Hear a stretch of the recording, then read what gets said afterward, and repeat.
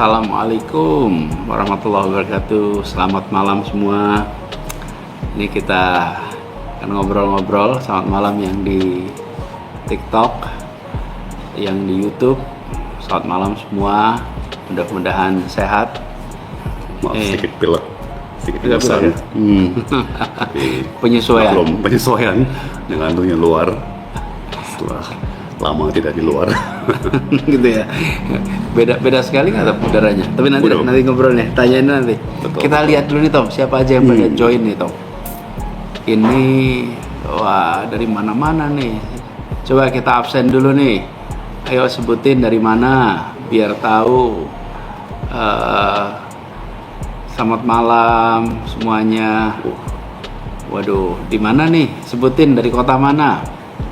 Biar kita tahu dari mana aja nih yang pada ikutan. Oh, Sumedang, Tegal, Jambi, wih, mana lagi nih? Depok tadi. Depok ya? Depok. Oke, ada yang Jepang, Bandung, Malang, Majalengka. Luar biasa. Wih, dari mana-mana nih?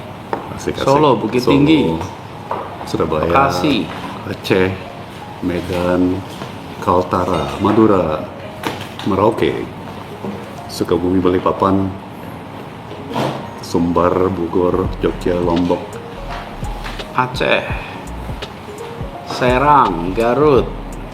Wah, dari mana-mana nih. Luar biasa. Makasih nih semuanya menyisikan waktu. Makasih ya udah pada ikut gabung. Ini Tom banyak nih Tom yang pada ikut. Iya, Kalsel, Tangerang, Sekarang Jaksel. udah hampir 3.000 nih yang join. Oh iya, kelihatan. Itu di atas tuh. Oh iya. Terus ada Siap. 3.2k. Ada 44k like. Oke. Kalimantan Utara, Lampung tadi, Lampung, Banjarmasin, Tangerang. Ponorogo. Iya, oh ini joglonya Ponorogo nih. Ada orang Ponorogo Oh, iya, nih, ya? kelihatan. Ternate, Bukit Tinggi, Madura. aja. Wih, ini gerakannya Bekasi, cepat sekali. Jayapura, Sukabumi, Brebes, Palembang, Manado, Pontianak, Padang lagi, Bogor lagi, Brebes, Makassar, Bukit Tinggi lagi, Ambon, Indramayu, Majalengka, Taiwan. Annyeonghaseyo. Dari Medan, Banyumas, Jambi, Bekasi. Wih, Riau, Pangandaran. keren. Iya nih, kita malam ini kita live TikTok, live YouTube ya Tom. Pertama terima kasih dulu buat teman-teman semua yang sudah menyampaikan pertanyaan via Twitter, via thread, IG dan lain-lain. Jadi tadi jam 4 sore kita umumin ya Tom. Tadi jam 4 sore. Kalau jam 8 kita akan live TikTok. Kalau ada punya pertanyaan dan banyak sekali muncul pertanyaan tuh. Jadi kita akan ngobrol. Bisa mau cerita dikit ya? Ya Tom ya, saya cerita sama teman-teman ya di sana ya, bahwa Tom ini sesudah keluar dari tahanan hari Jumat itu 3 hari staycation di rumah. Kayak mati total. Baterai kosong. Full istirahat. Gimana rasanya itu Tom? Wah, 3 hari di rumah gitu. mungkin Pak Anies atau teman-teman bisa bayangin ya kalau kita dinas keluar kota berapa minggu, ya kan, terus pulang kayak suasana baru gitu ya. Apa ini bayangin 9 bulan ya nggak pulang kan, jadi pulang ke rumah tuh ya dulu taruh baju di mana ya. Terus dulu stok odol pasta gigi gitu di mana ya, terus ya gitulah. Tapi tentunya sangat senang sekali, ya luar biasa kembali menikmati suasana rumah ya. Tapi agak grogi dan apa ya, kayak 9 bulan punya frustrasi, kegelisahan kan kita bendung ya. Iya. Jadi setelah akhirnya terselesaikan, bebas, ya kayak buka pintu bendungan. Ya. Ya, jadi adrenalin langsung turun, imun juga mungkin langsung turun. Malah jadi gampang capek. Betul. Nah, Tom ini 3 hari di rumah santai. Tapi rupanya ya namanya juga Tom Lembong, nggak tahan, udah diem aja. Jadi padahal saya udah bilang waktu itu, kasih waktu dah, jangan ke mana-mana dulu. Tapi ternyata nggak bisa juga. Dia udah aktivitas, dia udah ketemu tokoh-tokoh, bahkan udah mulai ada podcast. Jadi, nah di sisi lain banyak juga request, ya udah karena Tom udah kegiatan, udah ketemu tokoh, udah ada podcast, ya udahlah kita mulai aja dah dengan live TikTok ya. Karena udah banyak sekali yang minta supaya kita live TikTok lagi dong, udah lama.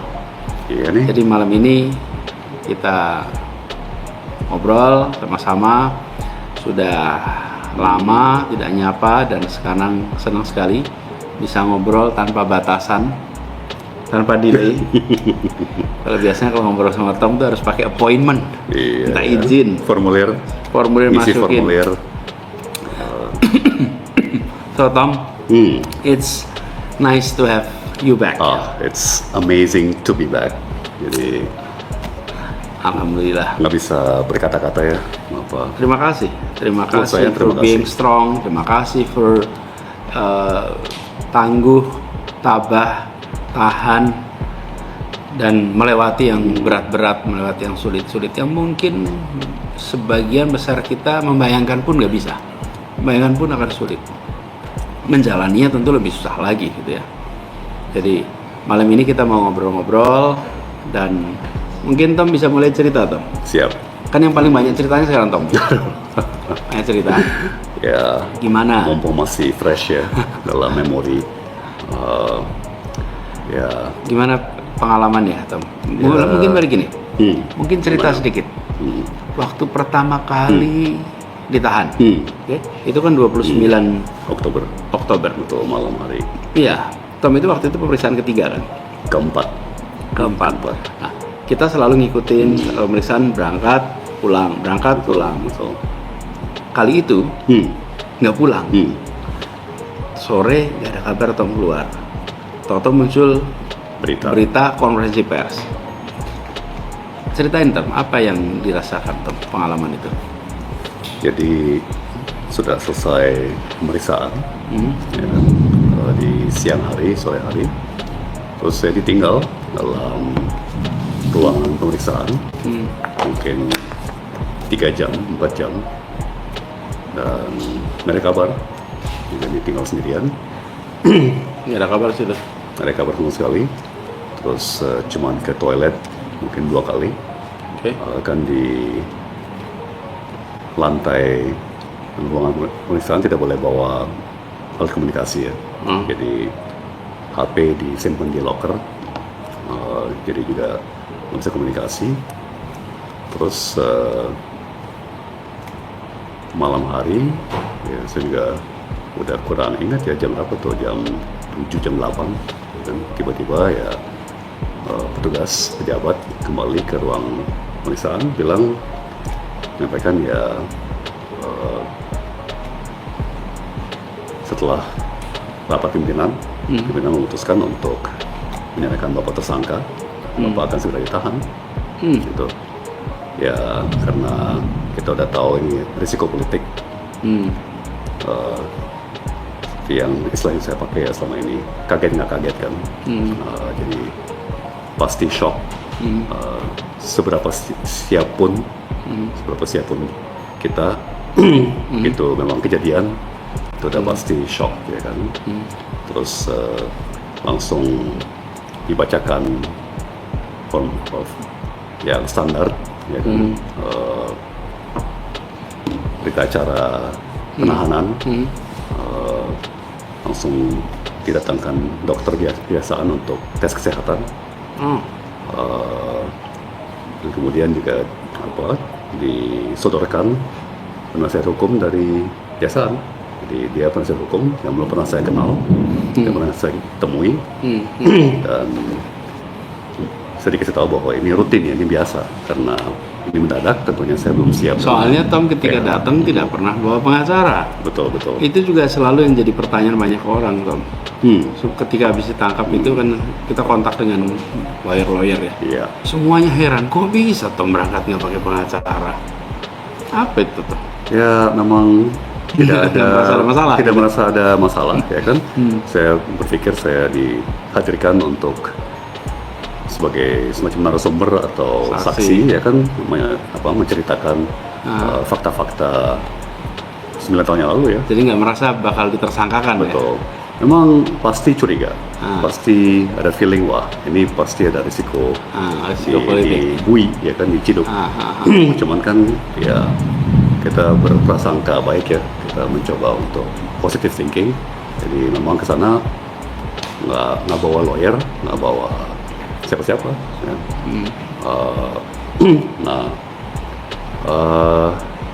Ya prosedur sudah selesai dengan formulir segala macam, ya dikenakan rompi merah jambu yang rompi pink dan borgol ya kan? Dan yang di kepala saya ya cuma ada dua pilihan kan, kayak nangis atau senyum.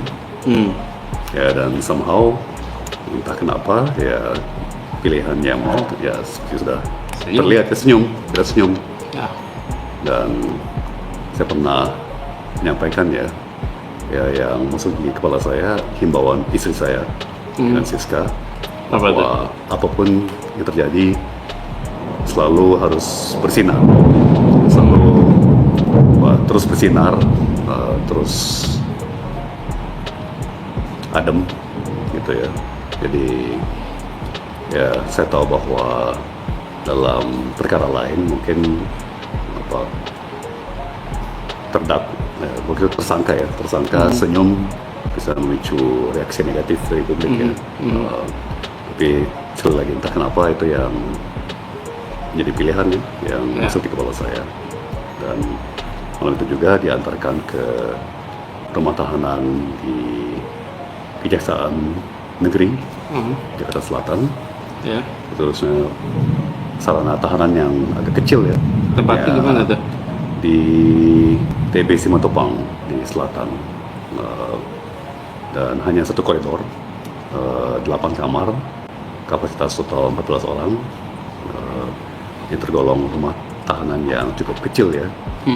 Beda sekali dengan lapas Cipinang, mana saya menghabiskan minggu terakhir ya. Saya dalam tahanan itu lapas dengan 4.000 tahanan, ya kan?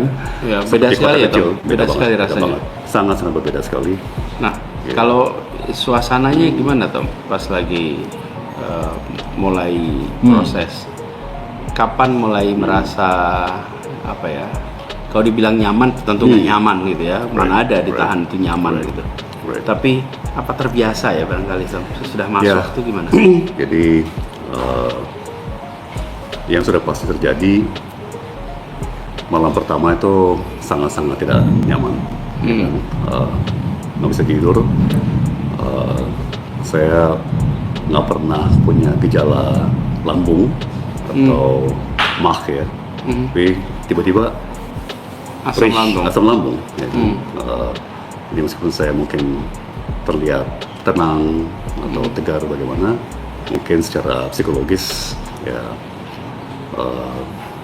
di dalam ya subconscious itu pasti ada gejolak emosional ya. Meskipun kita sejauh mungkin mencoba mengendalikan emosi. Ya, kebayang sih. Gejolak itu pasti ada. Biasanya sih kelihatannya butuh seminggu ya untuk emosi, psikologi kita kembali tenang ya, bisa menyerap dan memproses semua yang terjadi, lingkungan yang baru ya. Tentunya banyakkan dari kita yang diciduk ya masuk bui itu untuk pertama kalinya, jadi lingkungan yang baru tidak pernah kebayang. Kebetulan rutan pas yang di sana begitu masuk udah pada kenal belum sama itu? Sama sekali nggak ada yang kenal ya kan. seperti saling perkenalan dengan sama tahanan yang juga latar belakangnya sangat beragam. Berbagai lapisan masyarakat, berbagai latar belakang, ya, berbagai etnis, agama. Jadi saya suka bilang itu seperti cerminan masyarakat kita ya. Jadi dari berbagai lapisan, berbagai suku, dan berbagai usia juga, ya, multi generasi. Tapi dalam setiap rutan atau lapas itu ada tradisi-tradisi tersendiri. Ya, jadi itu seperti estafet, karena kan ada yang datang dan pergi, datang dan pergi. Proses. Ya, jadi ada semacam estafet. Ya. Oke. Soalnya ada tradisi di rutan Kejari Jaksel. Mereka udah siapin spray, ya kan? Spray sama bed sheets, meskipun matras sementara, ya, kasur sementara. Kemudian bantal sementara. Juga karena tidak ada ekspektasi akan masuk penjara kan nggak bawa apa-apa. Ya kan, mereka udah siapin odol, sikat gigi. Dan waktu itu kita nggak bisa berkunjung, Tom. Betul. Waktu itu kita nggak bisa jenguk sama sekali. Betul. Yang boleh diterima adalah keluarga sama PH ya, penasihat hukum. Betul. Selain itu nggak ada yang bisa. Betul. Dan keluarga saya juga saat itu lagi di luar negeri semua. Iya betul. Siska di luar, anak-anak semua di luar. Betul. Jadi wah. Tapi ya Tom, saya mau cerita pas nggak tahu Tom tahu apa enggak ini, tapi Tom ditahan tanggal 29. Tanggal 30 malam itu saya teleconference sama Siska. Waktu itu dia di LA, California. Saya itu membayangkan bahwa bagaimana suaminya ditahan, dia lagi di Amerika bersama ngurus anak yang mau sekolah, terus dengar kabar ini, gitu kan? Terus jadi ketika telekonferensi itu saya bersiap untuk menenangkan situasinya. Saya mau jelaskan nih situasi begini. Jadi telekonferensi itu malam itu, dan saya ditemenin Ferry. Kita pakai speakerphone, barangkali kita bisa ngobrol bareng. Dan ketika ngobrol, Siska itu menjawab dengan sangat tenang. Anis, saya sudah mengikuti semuanya. Saya masih di sini bersama disebut nama anaknya, Max. Kita akan konsentrasi persiapan Max untuk sekolah. Biarkan disiapkan untuk proses hukum, dan dia ada penasihat hukumnya, tapi dia bicara itu dengan keyakinan, dengan ketenangan. Jadi karena pakai speakerphone, saya sama Ferry itu lihat-lihatan. Saya bilang, oh my god, Siska itu tenang sekali gitu. Tidak ada rasa gimana ya Anis, gimana? Tidak terasa ada sense of panic, nggak ada. Nah, ini saya malah belum pernah cerita nih sama Tom. Ya kayaknya pertama kali. Nggak pernah, karena selama kita ketemu kan ngomongnya sama lain-lain gitu. Iya, betul. Kalau ngobrol sama Tom ngomongnya Republik, soal Indonesia, soal ekonomi. Nah, jadi waktu itu saya itu merasa ini luar biasa, tenang. Nanti dan dia bilang nanti saya selesaikan aja semua rencana di sini, as plan. Kalau udah selesai, baru nanti saya pulang. Toh juga kalau pulang ke Indonesia nggak bisa bareng-bareng sama Tom juga. Semuanya juga harus dikerjakan jarak jauh. Betul. Anyway. So, dia rasional, dia tenang, luar biasa. Dan itu hari-hari awal tuh, yang biasanya orang paling panik tuh hari-hari awal itu. Betul. Ya, Siska emang sangat religious ya. Ya, benar-benar sangat beriman dan sangat mengandalkan imannya. Hal ini tentunya agama Katolik kami. Ya, dan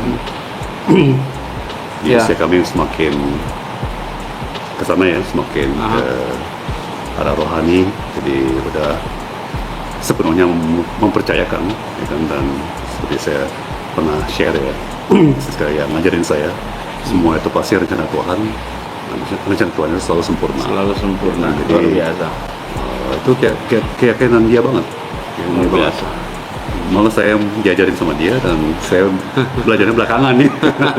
Dia yang duluan. Jadi itu tentunya memberikan sebuah ketenangan tersendiri ya. Ya. Di saat-saat seperti itu apalagi. Jadi, Ini Tom pas lagi tadi sore kita kumpulin pertanyaan-pertanyaan Tom, itu muncul nih beberapa pertanyaan nih. Saya lihat nih, tanya ya. Ini ada yang tanya untuk Tom nih. Pak Tom, di penjara kok tetap ganteng, tetap bersih, tetap wangi. Nah, tuh, kamu bisa nyium? enggak. Tetap wangi. Itu rahasianya. Apa? Kan, di foto nggak bisa nyium kan, di video bisa nyium kan. Tapi pertanyaannya gitu, kok tetap Siap. ganteng, bersih, wangi? Apa tipsnya? Deh, sekaligus nih pertanyaannya. Kalau skincare sama minyak rambutnya merek apa? Yang pernah ditanya sebelumnya ya, Pak Anies, waktu kita live TikTok setahun yang lalu pernah ada yang nanya skincare-nya apa ya. Nah, tapi gini, di saat kita dalam tekanan seperti itu ya, salah satu sistem penunjang yang bikin kita tenang ya, itu rutinitas. Oh, rutinitas. Ya. Jadi sejauh mungkin kita berusaha mengupayakan supaya hidup kita seolah-olah normal. Ya, Seolah-olah normal. seolah-olah. Jadi simple, hal-hal simple kayak bangun, sikat gigi, ya kan, cukur, mandi, dandan, ya, rambut ya, sisir rambut, itu Dikerjakan semuanya. ya jangan malah kayak berantakan, jangan malah oke ya udah nggak usah cukur, nggak usah mandi, nggak usah sisir, ya jangan. Jadi malah kerjakan itu semua. Jadi kita apa ya, membangun struktur ya supaya hidup kita terstruktur gitu, teratur. Ya, jangan malah jadi tidak teratur gara-gara apa kondisi berubah. Sejauh mungkin ya karena memang sudah disediakan sikat gigi, Ya. disediakan Jadi pasta gigi ya. semua rutinitas dikerjakan. Persis. Nah, Ya, terus? bagi saya ya sisir rambut. Kalau gitu gini Tom, Ya. jelasin. Ya. Kira-kira dalam sehari itu kegiatannya apa saja Tom? Bangun jam berapa? Kegiatan pertama apa? Terus menghabiskan waktu itu untuk apa di dalam situ? Nah, apa ya? Mungkin yang juga membantu ya, Pak Anies. Apa? Banyak karakter saya yang nyentrik. Ya. Apa itu agak cocok sama penjara. Jadi saya ini kan memang orangnya penyendiri. Dan saya kan penyendiri dan workaholic itu masalahnya. workaholic, penyendiri, introvert. Jadi saya di dalam sel sendirian. Not a problem. Ya nggak terlalu trauma ya dibandingkan orang yang sangat extrovert, yang sangat sangat gaul, ya kan, mungkin sangat rindu pada pergaulan. Saya kan orangnya memang penyendiri, ya, jadi saya dalam sel sendirian nyaman-nyaman aja. Terus kedua kan sebagai penulis, ya tentunya banyak memanfaatkan imajinasi ya. Jadi ya saya tuh jangankan dalam tahanan atau penjara ya, di rumah aja bisa tanya Siska atau anak-anak, saya bisa bengong, ya kan, berpikir, berimajinasi. Beberapa kali saya di sel, terus teman masuk, terus nanya gitu, Pak Tom ngapain, kok bengong atau lihat tembok, ya kan, tapi sebenarnya otak berputar. Tapi memang ini satu hal yang mungkin buat yang tidak terbiasa bekerja bersama Tom ya. Tom ini orang yang selalu produktif. Oke, kemana aja? Setahu saya nih, Tom kalau pergi pasti dia akan bawa alat untuk menulis. Kalau bisa pakai iPad, dia pakai iPad, dan iPad-nya dia punya aplikasi khusus untuk nulis. Apple Pencil yang dia akan nulis dengan cepat dan nanti muncul di atasnya. Terus dengan HP juga, dengan kertas juga, apapun dia akan tulis. Jadi Tom itu nggak bisa diam, dalam artian tidak bisa tidak berproduksi. Selalu produktif. Nah, terus apa Tom kegiatannya? Sesudah bangun pagi, mandi, olahraga? Saya cenderung olahraga di malam hari. Oh, malam-malam? Katanya ini jadi pemimpin pelatih olahraga di di rutan. Iya, karena emang hobi olahraga. Jadi teman-teman, Tom ini saya dengar deh teman-teman yang bolak-balik ke sana terus tuh, bahwa Tom ini menjadi trainer, Instruktur. betul ya, betul. Jadi Ya, senam. you made everyone exercise. Well, not everyone, tidak semuanya. Ya, karena sebanyak mungkin dan sesering mungkin. Jadi pada diajakin gitu, Iya. satu-satu. Biasanya bertiga, berempat, ya kan? Tiga berempat, sebisanya. Tapi itu juga penting banget ya, karena olahraga itu kan cara yang dahsyat untuk kelola stres ya. Jadi kita tidurnya lebih nyenyak, kalau capek secara fisik ya. Terus apa? Ya, Tom sebentar Tom. Iya. Ini hujan. Mikrofonnya agak jauh. Iya. Ya, kita pasang mikrofon tambahan ya, sebentar ya. Sebentar. Siap.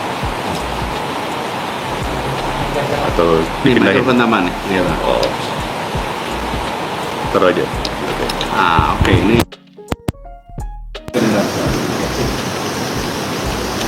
Jadi olahraga itu penting banget. Jadi memang paling penting itu hidup terstruktur, ya, hidup teratur, rutinitas dijaga supaya seolah-olah hidup terus normal. Tapi yang paling penting, Pak Anies pasti tidak kaget, yang paling harus segera didapat tuh pulpen sama kertas, ya kan? Dan saya pakai bahasa Indonesia kalau nggak salah papan berjalan atau apa ya, clipboard. Oh ya. Clipboard, kan di situ nggak ada meja, jadi perlu clipboard, papan berjalan supaya bisa nulis dan langsung nulis berhalaman tuh, ya kan? Mau pemikiran Papan aja clipboard memang namanya. papan ini ya, clipboard. Nah, terus ini Tom, ada yang tanya juga nih. Ini ada banyak pertanyaan ya. Saya coba baca ini. Gimana caranya mempertahankan harapan di saat sulit? Oke. Ini kan kamu ngelewati masa sulit nih. Dan masuk ke dalam terowongan gelap yang tak terlihat cahayanya. Oke.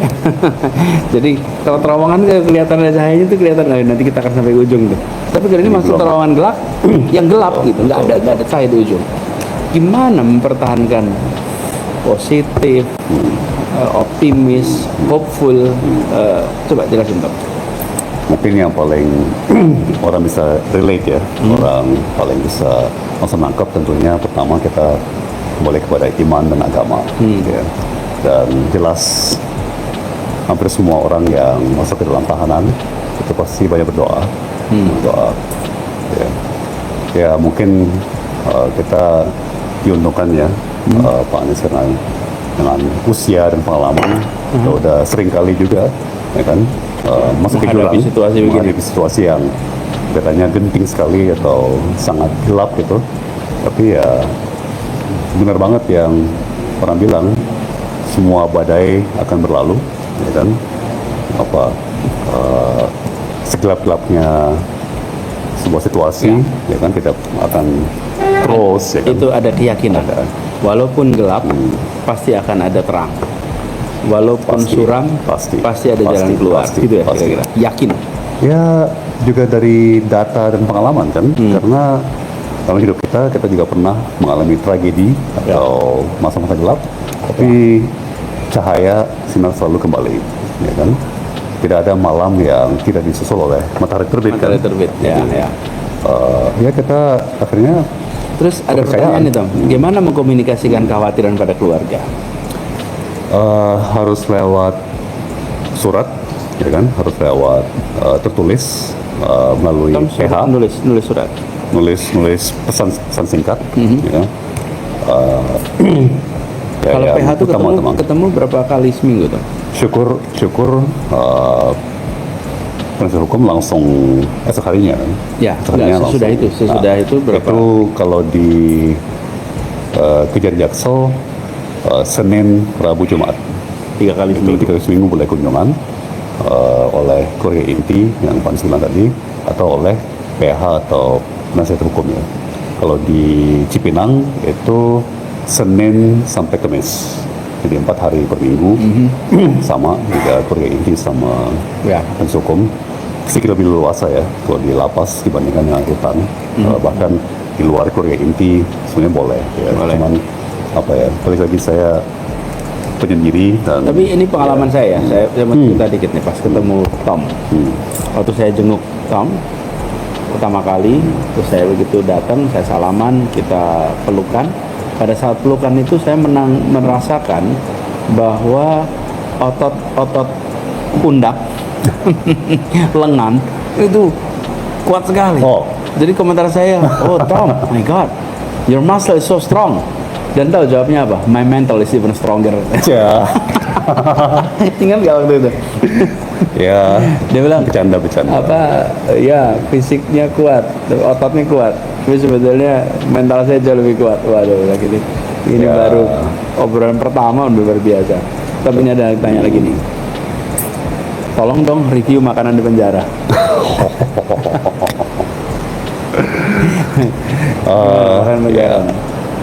Ya, syukur. Gimana? Sekaligus gini, makanan apa yang paling dikangeni pas di penjara? Makanan di luar ya? Dua itu. Siap.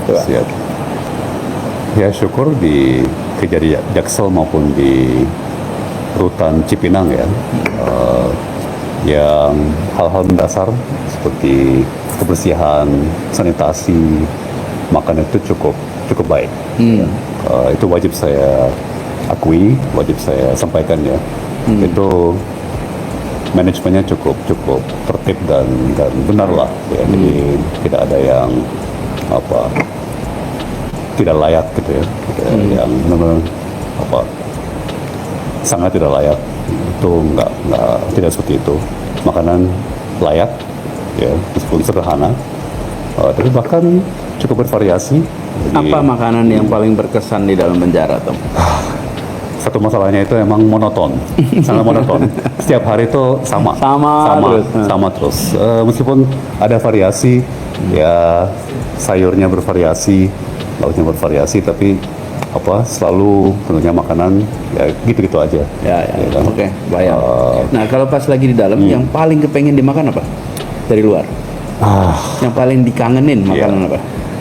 Mungkin yang kita anggap remeh ya dalam hidup sehari-hari itu misalnya nih air es atau makanan minuman yang dingin gitu ya, kayak ice coffee atau es teh. Ya kan di dalam itu semuanya temperatur ruangan. Ya kan nggak ada kulkas, nggak ada dispenser kan, jadi semua itu tawar dan satu suhu ruangan kan. Jadi kita baru sadar ya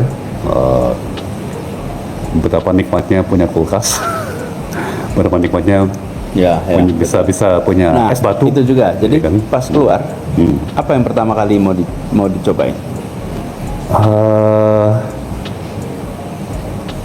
Jujur kayak makanan internasional ya, kayak makanan Arab atau makanan Turki, makanan Jepang, ramen gitu. Itu yang dipengen ya? Karena balik lagi, makanan di penjara itu sangat monoton. Memang tergantung, kadang-kadang ada kebijakan pelonggaran di mana kita boleh terima kiriman makanan.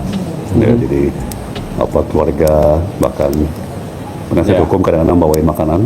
Tapi kan juga dengan sarana terbatas, variasinya juga sangat terbatas. Kan nggak bisa saya simpen kan, harus dimakan hari itu juga. Jadi nggak mungkin saya nggak ada kulkas untuk saya simpen dulu kan, gitu. Jadi Tom, ini ada yang tanya nih, Tom.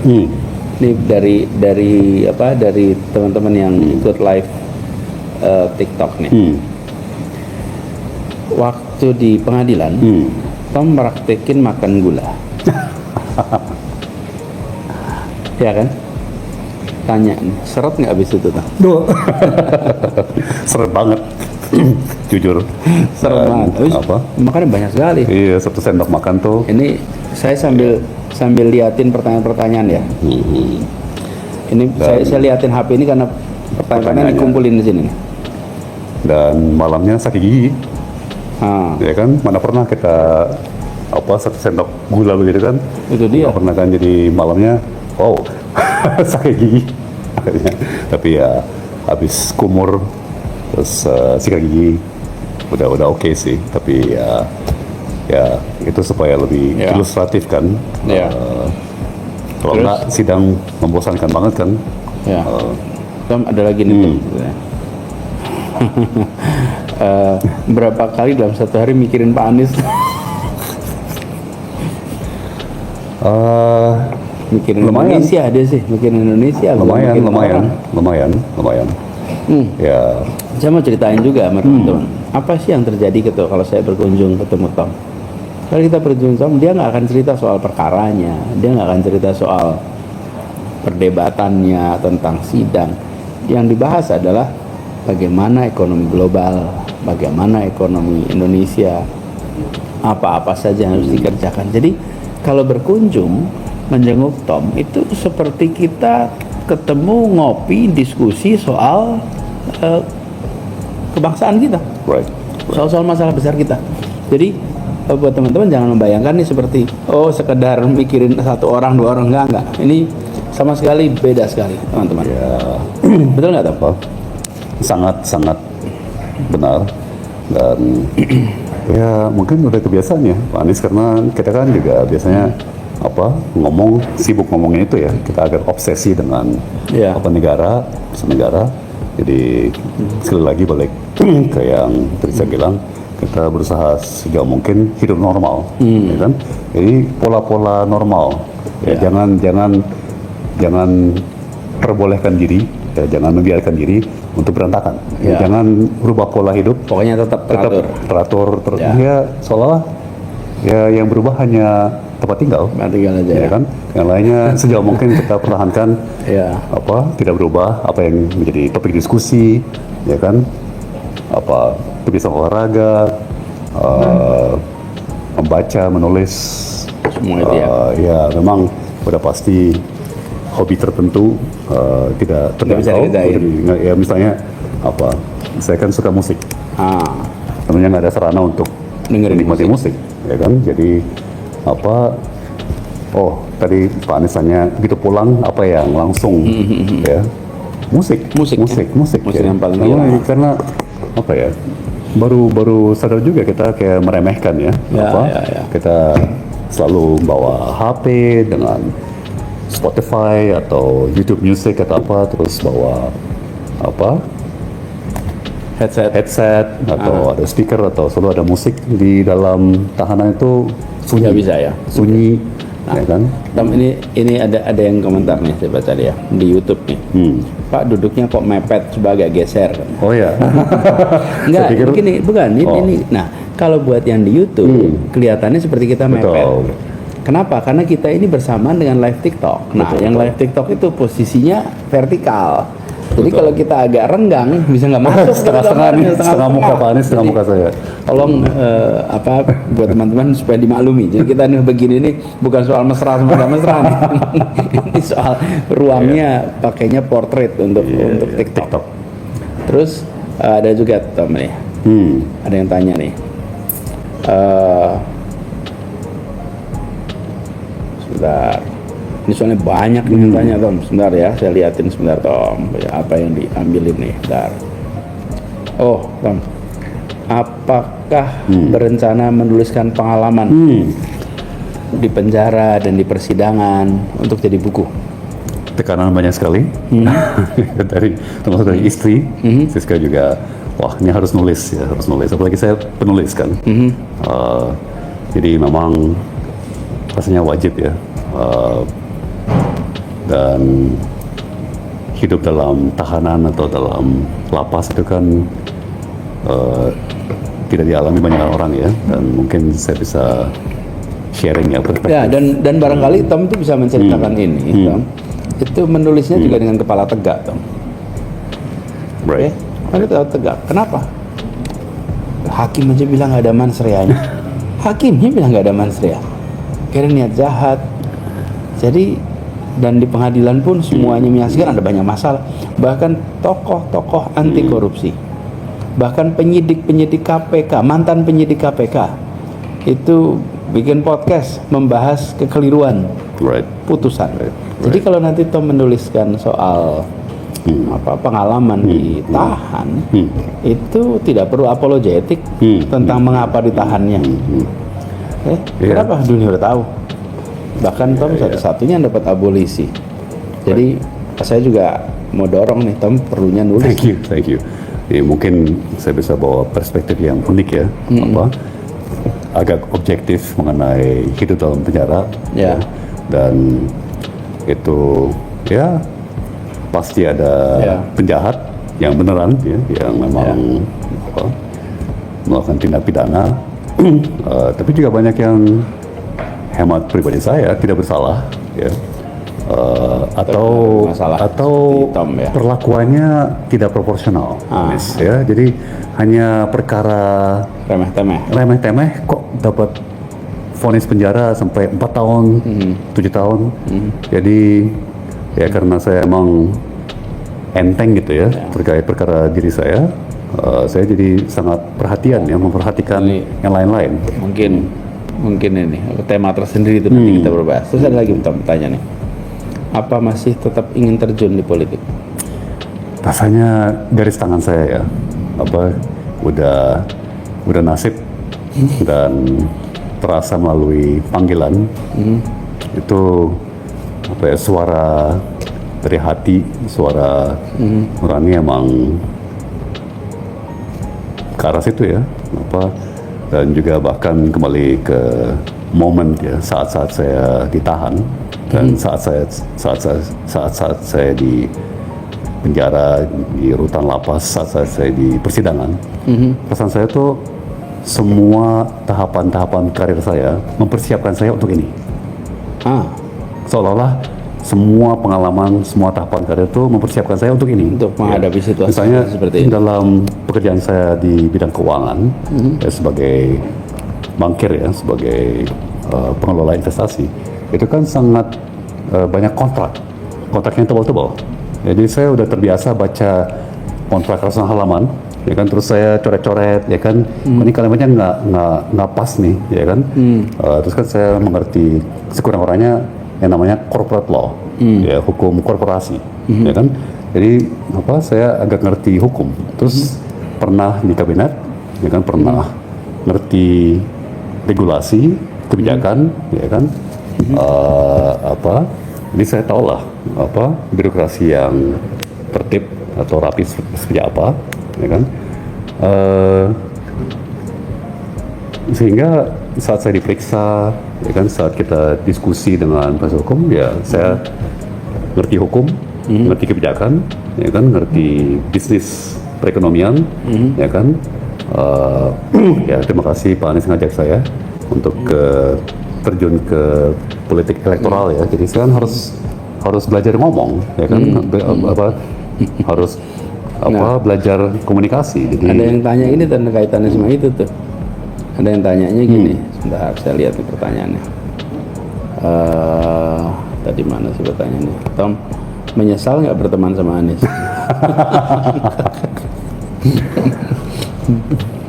Kapan pernah ya? Kapan ya? Kita nggak pernah berantem kan? Kita nggak pernah berantem kan? Enggak, soalnya kan pertanyaannya kaitannya gini. Kapok nggak berteman sama Pak Anies karena jadi kena masalah? Nggak lah, itu kan apalagi sekarang ya kita bisa lihat ke belakang. Ternyata itu kan sebuah kehormatan. Ya, bahwa saya bisa diuji. Ya. Dan ini ujian bukan hanya buat saya, tapi keluarga, terus kerabat, seluruh komunitas kita diuji, ya kan? Apakah kita akan ganas dalam reaksi kita, atau kita kalem, atau kita teknokratis, kita rasional, atau kita emosional, ya kan? Dan ya kelihatannya dari ketertarikan publik pada perkara saya ini pelajaran dan edukatif buat banyak orang ya. Mana pernah kita dulu tahu mengenai istilah mens rea, kan sekarang menjadi istilah yang terkenal sekali, mens rea, ya kan. Semua orang, wah Mia jahat ya, ternyata untuk dipidana perlu pembuktian, ya kan, bahwa ada niat jahat. Ada niat jahat. Ya kan? Nah ini juga ada yang tanya nih terkait itu. Tanyanya ke saya nih. mengapa tetap mendampingi Pak Tom selama proses persidangan. Jadi saya bilang ini bukan hanya proses persidangan, tapi juga sepanjang perjalanan perjuangan kita, ya kita selalu saling support. Tidak pernah terbayangkan bahwa Tom ini akan diproses hukum, akan menjadi tersangka, terdakwa, apalagi terpidana. Jadi prinsip kita bersahabat, bekerja bersama dengan misi yang sama, ya tidak boleh kita dalam posisi seperti itu justru malah menjauh. Banyak Tom yang kirim WA kepada saya, pertanyaan nih, apa nggak bahaya nih datang ke sidang? Kalau itu nanti bahaya. Saya bilang, nggak datang ke sidang aja udah dipermasalahkan. Jadi saya bilang nggak ada bedanya. Dan saya merasa bersyukur bahwa apa yang kita kerjakan itu di sana itu justru mendapatkan reaksi banyak. Jadi betul. Ini saya cerita dikit, karena saya datang ke pengadilan, menyaksikan terus, monitor, maka teman-teman yang bersimpati itu selalu bertanya, Nis, kalau nanti ada sidang lagi kabarin ya, Jadi ketika mau sidang tuh saya kayak ablas aja pada tokoh-tokoh itu semua, nih sidangnya tanggal sekian, nih tanggal sekian, nih pledoinya kapan. Ini. Jadi karena itulah kenapa kemudian teman-teman juga datang berbondong-bondong, mereka itu bersimpati dan ingin tahu. Justru karena saya ikut hadir, maka mereka bisa komunikasi. Kalau saya nggak ikut hadir, gimana mereka bisa komunikasi, mantau. Jadi teman-teman, ini adalah bagian dari sebuah perjuangan bersama, dan kita bersyukur sekali pada saat proses itu dijalani, kita tidak pernah tahu bahwa Tom bisa keluar secepat ini. Tidak ada bayangan itu. Betul kan Tom? Wah, nggak ada sama sekali nggak. Nah, soal itu saya mau tanya nih Tom, ketika dengar pertama kali nih, gimana ceritanya Tom dengar pertama kali bahwa Tom itu bebasnya? Ada yang tanya nih di sini, gimana rasanya taunya Tom pas lagi bebas? Jadi itu kan kabarnya keluar pada Kamis sore, Kamis malam. Ya, persis minggu yang lalu. Jam-jam segini Tom. Iya, hari ini kan hari Kamis. Besok hari Jumat. Iya. Persis seminggu yang lalu. Jadi entah kenapa malam itu saya lagi ngantuk banget. Habis maghrib saya lagi di sel. Terus kan saya tidur aja. Saya tidur seringkali pakai earplugs, tutup telinga, pakai eye mask, tutup. Oh, earplug itu supaya nggak dengar, jadi supaya nggak berisik. Terus pakai tutup mata supaya gelap, ya kan? Dari pesawat ya. Dari pesawat. Jadi saya tidur sekitar jam 6:30, terus kelihatannya teman-teman sesama tahanan pada gebrak-gebrak pintu, saya nggak terbangunkan, kan sekitar jam 8 jam 9 gitu. Terus akhirnya gebrak-gebrak, akhirnya saya terbangunkan kan, masih ngantuk kelayangan. Terus ya saya ke depan pintu sel, ya kan, udah ada kerumunan mungkin 7, 8, 9 orang. Pak Tom bebas, ya kan? Oh ya ini ada amnesti, abolisi, ya kan? Terus abolisi itu bukannya perbudakan ya. Pak Anies juga pernah kuliah di Amerika, tahu bahwa di abad ke-19 khususnya zamannya Abraham Lincoln ya, Presiden Abraham Lincoln. Ini buat konteksnya nih buat teman-teman semua. Jadi abolisionis itu adalah label yang diberikan kepada orang-orang yang memperjuangkan penghapusan perbudakan. Jadi abolition itu adalah gerakan penghapusan perbudakan. Jadi ketika Tom nggak tahu artinya abolisi apa. Secara konstitusi kita. Taunya abolisi itu soal perbudakan. Betul. Jadi emangnya ada yang kena human trafficking gitu ya, atau peredaran manusia, ya kan? Tapi di antara 7-8 orang itu ada satu yang diutus sama pengurus lapas, Eselon 4. Saya panggil, Pak Tom dipanggil oleh Bapak, gitu ya. Oke, baik, saya ganti pakaian dulu, ya kan? Cuci muka sebentar, biar rapi. Terus saya ke kantor daripada si pengurus. Saya deketin aja biar suaranya lebih jelas. Thank you. Nah, di situ di ruangannya ada TV, ya kan? Terus baru dia jelasin semua. Oh ya, tadi ada konferensi pers, menteri terkait, menteri hukum, mungkin ada menteri lainnya, sama pimpinan-pimpinan DPR, dan memutuskan atau menyampaikan pengajuan amnesti dan abolisi kepada DPR oleh Presiden, dan DPR sudah mempertimbangkan dan menyetujuinya, ya kan? Ya terus di TV kan lihat-lihat kanal berita, semua kanal memuat berita mengenai keputusan Presiden dan DPR itu ya, mengenai amnesti dan abolisi. Jadi baru saya agak mulai mengerti, sangat-sangat terkejut. Ya, jadi kita semua, keluarga saya sendiri, apalagi saya ya, di dalam tidak ada informasi sama sekali bahwa ada bahkan bahwa ada opsi seperti itu. Nggak pernah dengar ada dalam UUD 45 ada barang yang namanya abolisi. Abolisi. Ya, itu makanya jadi betul-betul kejutan ya Tom ya. Sangat. Ini sebenarnya ini Tom, ini di YouTube ini Tom. Sebenarnya di YouTube ini banyak komentar yang promosi judol. Banyak komentar promosi judol. Nah, tolong ya yang masih pada main judol, tobat ya. Pada tobat, jauhi sejauh-jauhnya ya. Ini judol ini sumber masalah buat pribadi, masalah buat keluarga. Jadi tolong yang pada promosi judol nih di YouTube, berhenti promosi, dan yang lihat jangan terpancing. Ini repot nih Tom. 100% hanya masalah yang bisa timbul dari judul ya. Nah, Tom, ada pertanyaan juga nih Tom. Pak Tom, kenapa Tom benci sama Jerry? Tom and Jerry ya.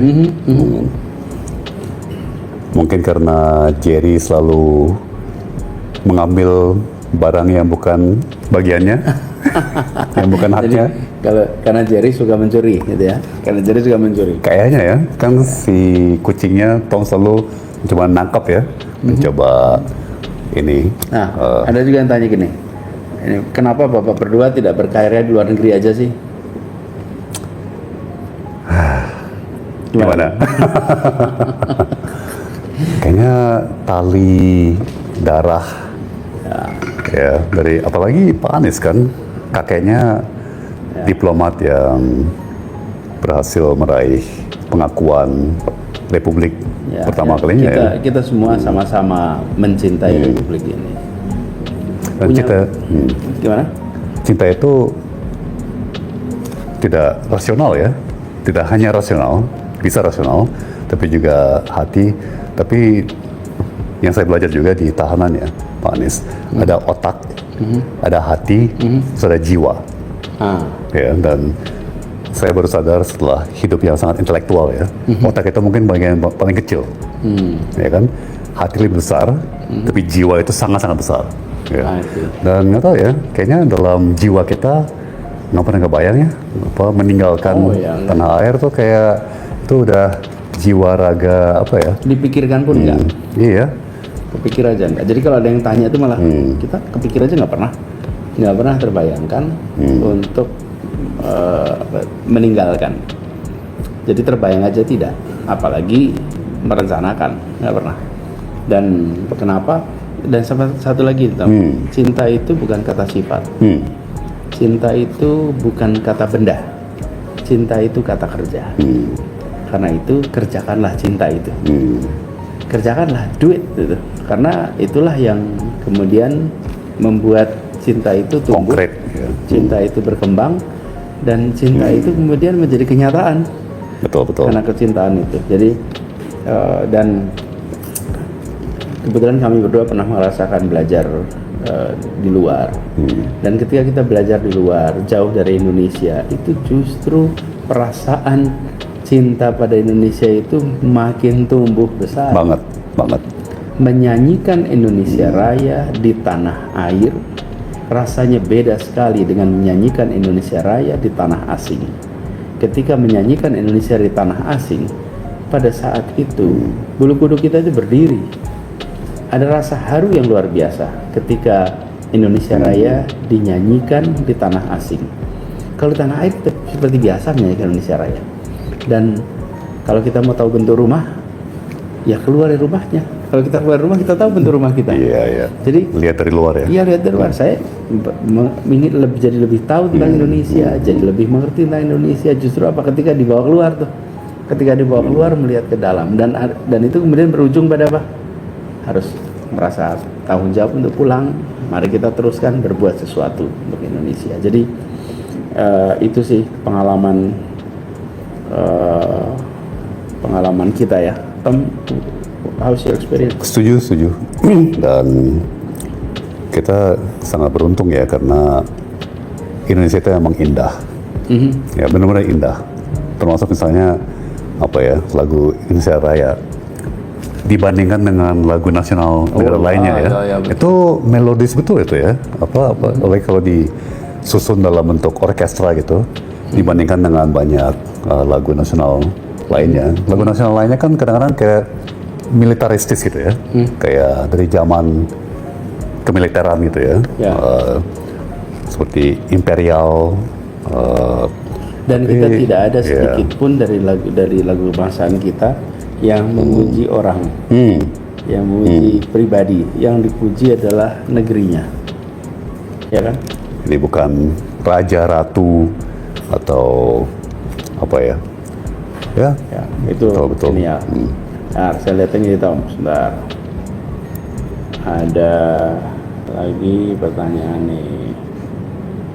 Tom, apa definisi mencintai Indonesia? Karena Tom sering bilang kan pada waktu itu, janganlah mencintai Indonesia. Kalau istilahnya saya pakai, kita cinta Indonesia tanpa syarat. Betul. Oh itu dalam sekali sih. Cinta itu emang tidak boleh bersyarat ya. Kalau bersyarat dengan syaratan ketentuan itu transaksional itu. Ya kan, cinta itu kalau sejati ya emang unconditional ya namanya, tanpa syarat itu. Tapi saya nggak pernah, sebelum Pak Anies saya nggak pernah dengar istilah itu tanpa syarat. Kalau Inggrisnya sering dengar kan unconditional love. Tapi bahasa Indonesianya cinta, apalagi dalam kaitan cinta negeri. Ya kan, kalau cinta istri tanpa syarat ya unconditional love. Bagi anak, istri itu sering dengar, tapi negara ya benar juga ya. Tapi saya jadi sedikit sulit ingat ya. Saya pernah lihat beberapa hari kemarin ada di media sosial, bagus sekali ya. Love needs action, trust needs proof, terus apa gitu ya, sorry needs correction apa gitu ya. Jadi saya kurang akurat ingatnya.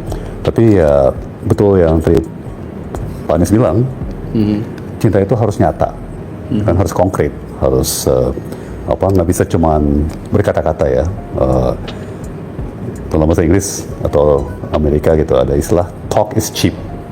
Ngomong itu murah, gampang. Ya, murah itu ngomong itu gampang. Ya, tapi untuk berkorban, ya, untuk mengorbankan sesuatu, untuk menyumbangkan waktu, tenaga, pikiran dan emosi ya, dan harus ada mungkin istilahnya kayak manifestasi ya untuk itu menjadi ya tadi yang Pak Anies bilang nyata ya. Jadi dan saya kira bisa melalui hal kecil, ya tidak selalu harus melalui hal besar. Ya misalnya saling melayani, saling menghormati dengan sekecil-kecilnya, ya kan, bukain pintu untuk orang, ya kan, bersih-bersih sampah, ya kan, itu nyata, sekecil tindakan itu, ya, menurut saya itu bentuk cinta kasih, ya kan, bentuk kepedulian. Jadi atau bantu dengan kursi pas orang lagi duduk, atau bahkan gini, saling memperlakukan dengan baik, ya. Saya gimana ya, agak terganggu ya kalau melihat orang di restoran bicara dengan pelayan tuh kayak merendahkan atau tidak baik. Itu bagi saya agak mengganggu ya. Jadi kalau kita cinta negeri, ya kan kita cinta warganya. Kalau kita cinta warganya ya kita perlakukan dengan sebaik-baiknya gitu kan. Ya. Nah benar-benar peduli atau caring gitu ya. Dan itu dengan nyata cara kita berbicara dengan pelayan di restoran atau pelayan di toko atau tukang parkir atau dokter atau perawat, moga-moga kita bicara dengan hangat. Ya kan, hal kecil. Justru mungkin lebih penting hal-hal kecil ya daripada hal-hal besar, karena ya kita dapat peluang untuk kerjain hal besar cuma sekali, tapi hal kecil itu setiap hari. Ya, dan mungkin itu yang nanti akan membuat perasaan kita tentang Indonesia jadi lebih baik. Ya. Rasanya ya. Tom, ini kita, saya ini tahu bahwa masih banyak pengen ngobrol. Banyak pertanyaan-pertanyaan, masih lebih dari 200 pending question.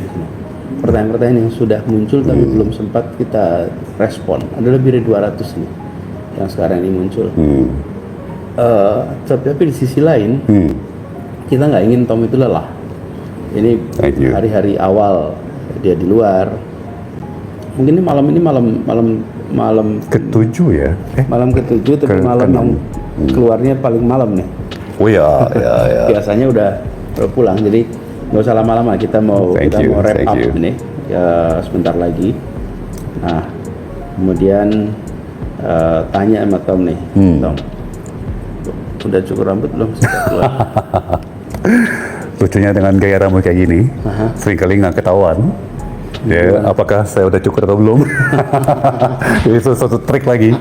Kalau mau gaya rambut yang awet, ya yang irit, nggak usah sering cukur, ya kayak gini. Ya? Jadi nggak ketahuan. Nggak kelihatan. Orang kayak kadang-kadang saya cukur rambut terus pulang. Kalau di penjara gimana cara potong rambutnya?